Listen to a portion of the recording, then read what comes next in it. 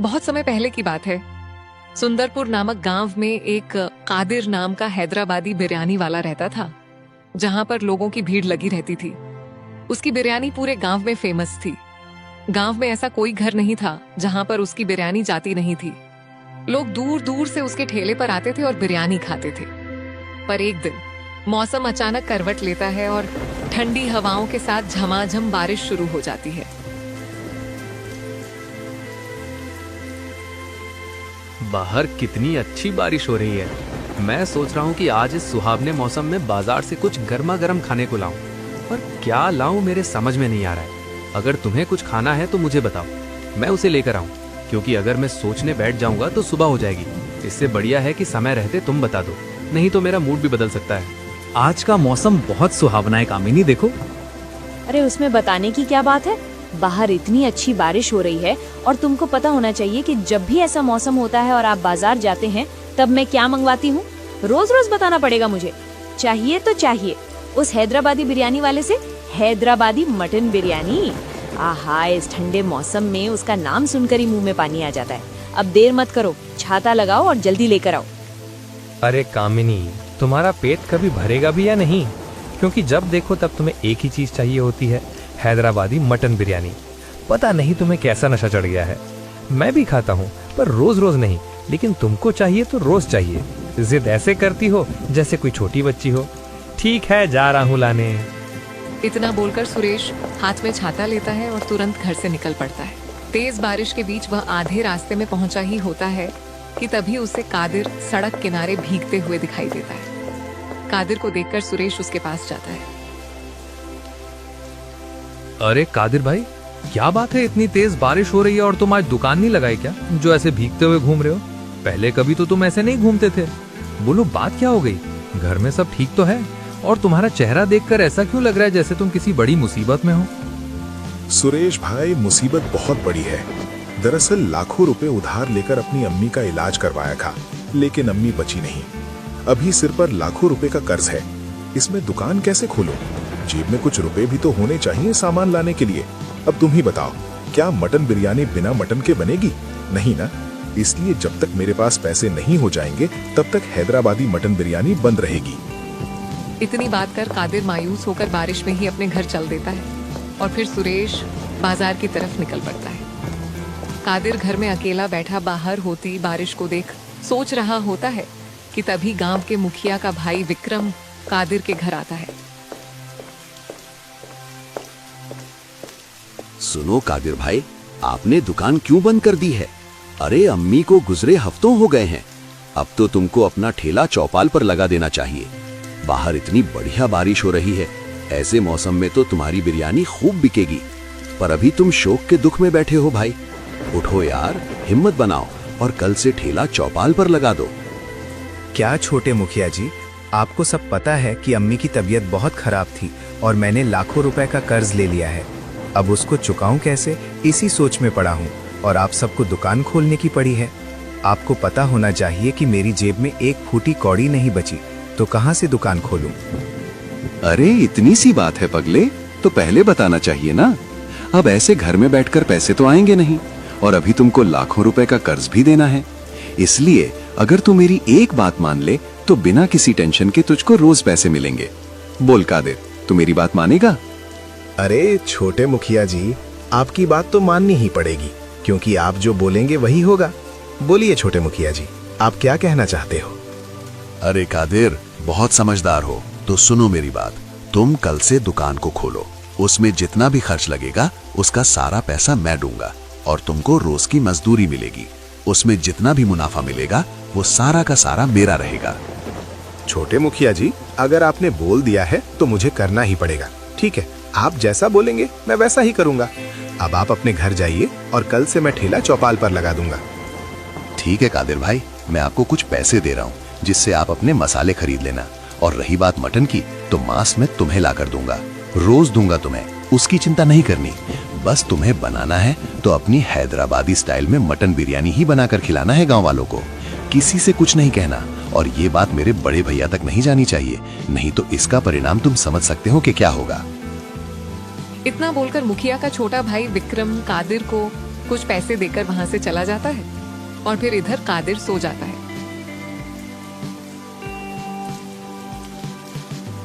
अगली सुबह होते ही आसमान में घने बादल छाए होते हैं और कादिर बाजार के लिए निकल पड़ता है। वह वहां जाकर कुछ बिरयानी के मसाले खरीदता है और अपने घर आता है। घर आकर देखता है तो वहां पर मांस पहले से रखा हुआ है। मांस के टुकड़े ऐसे होते हैं जिसे कोई देखकर बता ही नहीं सकता कि यह किसका मांस है, लेकिन कादिर को इससे कोई मतलब नहीं होता। वह सब कुछ घर पर तैयार कर अपना ठेला गांव के चौपाल पर लगा देता है। तभी हल्की हल्की बूंदाबांदी शुरू हो जाती है। ठेला लगाने के थोड़ी देर बाद ही अरे सुनो जी, मुझे लगता है कादिर भाई का ठेला गांव के चौपाल पर लग गया है, क्योंकि उनकी बिरयानी की सोंधी खुशबू इस बारिश के मौसम में मेरे नाक तक आ गई है। अब मुझसे बर्दाश्त नहीं होगा, इसलिए तुरंत जाओ और मेरे लिए बिरयानी लेकर आओ। हाँ, खुशबू तो आ रही है, पर कल ही मेरी कादिर से बात हुई थी। उसने बताया था कि उसके पास थोड़े भी पैसे नहीं बचे हैं कि वो दुकान चला सके, पर अचानक से इस बारिश में उसके पास पैसे कहाँ से आ गए? अरे तो क्या तुम इसी को सोचते रह जाओगे? मिल गए होंगे पैसे, किसी न किसी ने उधार दे दिया होगा। अब ज्यादा मुझे बातों में मत फंसाओ, मेरे लिए बिरयानी लेकर आओ। ठीक है बाबा, जा रहा हूँ। तुम्हारा गुस्सा हमेशा नाक पर रहता है। जिस चीज की जिद कर देती हो वो लाना ही पड़ता है। अब जा रहा हूँ।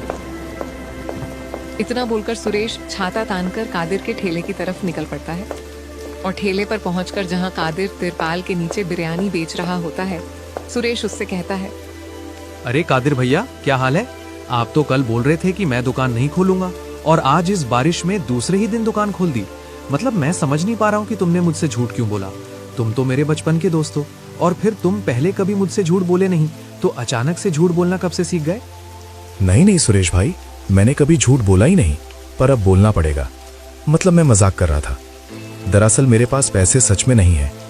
मैं तुमसे कुछ बताना चाहता हूँ, बस किसी को बताना मत। ये बिरयानी केवल मैं बना रहा हूँ।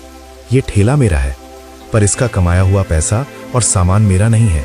ये सब किसी दूसरे का है। अब किसका है? मैं उसका नाम नहीं बता सकता, क्योंकि अगर उसका नाम बता दिया और उसको पता चल गया तब मेरा जीना मुश्किल हो जाएगा। कोई बात नहीं, मत बताओ मुझे। कोई जरूरत ही नहीं है पूछने की। मैं तो सिर्फ ऐसे ही पूछ लिया था। ऐसा करो कि अपनी भाभी के लिए 1 प्लेट बिरयानी पैक कर दो। और हाँ, समय मेरा यही रहेगा। जब तक तुम इस चौपाल पर अपना ठेला लगाओगे तब तक तुम अपनी भाभी के लिए अपनी हैदराबादी मटन बिरयानी पैक करके रखोगे। समझ में आया?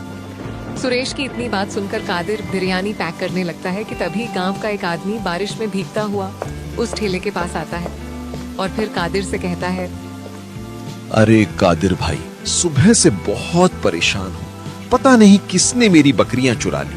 साला गांव में पता नहीं कहां से बकरी चोर आ गया है। अगर एक बकरी की बात होती तो ठीक था, मेरी 5 बकरियां गायब हो गई हैं। और अब मेरी अम्मा बोलती हैं कि इस बारिश में बकरियों को ढूंढ कर लाओ तभी खाने को मिलेगा। अब कहाँ ढूंढूं कादिर भाई? ढूंढते ढूंढते मैं थक गया हूं। तो ऐसा करो, मेरे लिए 1 प्लेट बिरयानी लगा दो। अरे दिनेश भाई, भला बकरियां कौन चुराएगा? कोई चुराने वाली चीज थोड़ी है। अपने गांव में पहले कभी चोरी हुई नहीं है, तो गांव में चोर कहां से आ गया? हमको लगता है इस बारिश और अंधेरे का फायदा उठाकर कोई जंगली जानवर तुम्हारी बकरियों को उठाकर ले गया है। अपनी अम्मा को समझाओ कि बकरियां वापस नहीं आएंगी। दिनेश भाई, तुम्हारी बात सही है, पर अम्मा को समझ पाना बहुत मुश्किल है। अम्मा कहती हैं कि अगर बकरियों को कोई जानवर उठाकर ले गया है तो इस बारिश में उसके खून या बाल तो गिरे होंगे कहीं। मैं नहीं समझा पाऊंगा अम्मा को। अब जो होगा देखा जाएगा। चलो कोई बात नहीं दिनेश भाई, छोटी मोटी बातें होती रहती हैं। और हाँ, तुम बिरयानी खा लो। मुझे बहुत देर हो रही है, क्योंकि मुझे आए काफी देर हो गई। अगर बिरयानी लेकर घर नहीं गया तो तुम्हारी भाभी मेरा क्या हाल करेंगी तुम्हें पता होना चाहिए। इसलिए भाई मैं जा रहा हूँ। इतना बोलकर सुरेश कादिर को पैसे देकर हैदराबादी मटन बिरयानी लेकर अपने घर चला जाता है और उधर दिनेश की अम्मा कीचड़ और पानी से बचते हुए मुखिया के घर पहुंच जाती है। मुखिया जी, मैं बर्बाद हो गई। पता नहीं किसने मेरी सारी बकरियां चुरा ली। मेरी बकरियां मुझे चाहिए। मुझे पूरा विश्वास है कि मेरी बकरियां इसी गांव के किसी आदमी ने चुराई हैं। इसलिए आप मेरी मदद करें और उस चोर को ढूंढने में मेरी सहायता करें। अरे अम्मा, क्या बोल रही हो? ऐसा पहले कभी नहीं हुआ। भला बकरियां कौन चुराएगा? ऐसा तो पहले कभी नहीं हुआ। सुनो विक्रम, अम्मा की बात को ध्यान से सुनो और उनकी मदद करो। बाहर तेज बारिश होने वाली है, मैं थोड़ा जरूरी काम से बाहर जा रहा हूँ, शाम को लौटूंगा। इतना बोलकर मुखिया वहाँ से चले जाते हैं और फिर मुखिया का छोटा भाई विक्रम अम्मा से कहता है, क्या रे बुढ़िया, तेरी मरने की उम्र हो रही है और तुम्हारी जान बकरियों में अटकी है। अरे जाकर भजन वजन कर, उससे तुम्हारी मुक्ति होगी, बकरियों से तुम्हारी मुक्ति नहीं होने वाली। इनकी बकरियां किसी ने चुरा ली।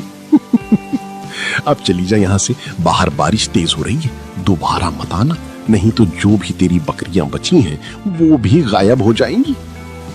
बेटा कैसी बातें कर रहा है? अपने भैया को देख, कैसी मीठी मीठी बातें करते हैं। तुम्हारे अंदर संस्कार नाम की चीज ही नहीं बची। बात बकरियों की नहीं है, बात न्याय की है। अगर तुम न्याय नहीं दे सकते तो तुम्हें मुखिया के घर में बैठने का कोई अधिकार नहीं है। हम बड़े मुखिया से बात कर लेंगे, जा रही हूँ घर। अगर ये बात मेरे बड़े भैया तक पता चली कि मैं तुम्हें उल्टा सीधा बोला था तो तेरा बेटा दिनेश मारा जाएगा। इसलिए मेरी बात मानो, यहाँ से तुरंत निकल जाओ और दोबारा लौटकर कभी मत आना। समझ लो कि मैं क्या कर सकता हूँ। छोटे मुखिया की इतनी बात सुनकर अम्मा मायूस होकर लौटने लगी। बाहर तेज बारिश शुरू हो जाती है।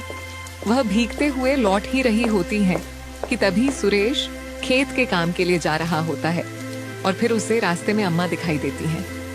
अम्मा को देखकर सुरेश तुरंत रुक जाता है और अपना छाता उनके ऊपर कर देता है और फिर अम्मा से बात करने लगता है। अरे अम्मा, इस तेज बारिश में बकरियां मिली क्या? नहीं मिली ना? मुझे पता है, मैंने दिनेश को बोला था कि बकरियां नहीं मिलेंगी क्योंकि बकरियों को कोई जानवर उठाकर ले गया होगा। आप खुद ही सोचो अम्मा कि पहले कभी तो चोरी हुई नहीं है गांव में, तो भला अब चोर कहां से आएगा और बकरियां क्यों चुराएगा? अरे बेटा सुरेश, तुम्हारी बातें सही हैं। मैं कोई किसी को कुछ नहीं बोल रही हूँ। मैं तो मुखिया के घर गई थी, लेकिन मुखिया का छोटा भाई मुझसे बहुत बदतमीजी से बात कर रहा था। मुझे बहुत बुरा लगा। बोल रहा था कि अगर तुमने किसी को बताया तो तुम्हारी जो बची हुई बकरियां हैं उन्हें भी इस बारिश में गायब करवा दूंगा। क्या बोल रही हो? ऐसा उसने बोला? कहीं इसका मतलब ये तो नहीं कि उसने ही बकरियां चोरी करवाई हों? अगर जो ऐसा बोल सकता है वो ऐसा कर भी सकता है। जरूर कुछ दाल में काला है। इसलिए अम्मा, अब आप चौकन्ना रहें, क्योंकि अब कुछ भी हो सकता है। अब घर जाओ, परेशान मत रहो। इतना बोलकर सुरेश अपने खेत की तरफ निकल पड़ता है और उधर कादिर बारिश के बीच अपनी सारी मटन बिरयानी बेचकर घर वापस आ जाता है। फिर थोड़ी देर बाद मुखिया का छोटा भाई विक्रम छाता लेकर वहां पर आता है। अरे कादिर भाई, कितने का मुनाफा हुआ? अपनी मजदूरी ले लो और जितना भी मुनाफा बना है मुझे दे दो। मैं तुमसे ज्यादा जवाब सवाल नहीं करूंगा क्योंकि मेरे पास वक्त नहीं है। और हाँ, कल सुबह जब तुम मसाला लाने जाओगे तब तुम्हारे घर बिरयानी का मांस पहले ही आ जाएगा। और हाँ, एक बात ध्यान रखना, मांस जो होगा तुम्हें बस बनाने से मतलब है, सवाल जवाब करने से नहीं। ठीक है छोटे मुखिया जी, जैसा आप कहें, हमें कोई मतलब नहीं है। आप हमें मांस ला कर देंगे, हम उसे बनाकर बेचकर आपको मुनाफा दे देंगे। ये लो आज की कमाई। कादिर अपनी मजदूरी काटकर सारा मुनाफा छोटे मुखिया को दे देता है और फिर छोटा मुखिया उसे लेकर अपने घर आता है। फिर अगले दिन सुबह उठकर कादिर मसाले लाने बाजार चला जाता है और जब वापस लौटता है तो उसके घर में मांस पहले से रखा होता है। फिर वह उन सबसे हैदराबादी मटन बिरयानी बनाता है और अपना ठेला चौपाल पर लगा देता है। आसमान में काले बादल छाए हुए हैं। रोज की तरह सुरेश की पत्नी कामिनी उससे बिरयानी मंगवाती है और सुरेश बिरयानी लाने जाता है। कादिर बिरयानी पैक ही कर रहा था कि तभी सोहन काका भीगते हुए ठेले के पास आते हैं और सुरेश से कहते हैं,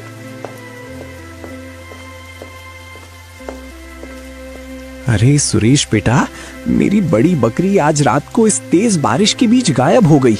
मैंने शाम को ही खूंटी लगाकर उसे बांधा था और सुबह देखा तो गायब हो गई। पता नहीं कहां से बकरी चोर गांव में आ गया है। क्या बोल रहे हो काका? आपकी भी बकरी चोरी हो गई?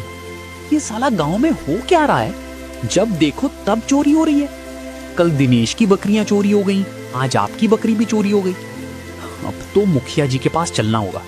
सुनो कादिर भाई, बिरयानी बाद में ले जाएंगे, पहले मुखिया के घर जाएंगे। काका चलो पहले दिनेश के घर और फिर तीनों लोग मुखिया के घर जाएंगे। इतना बोलकर सुरेश और काका दिनेश के घर की तरफ निकल पड़े और फिर दिनेश के घर पहुंचकर उसे साथ लेकर मुखिया के घर की तरफ निकल पड़े।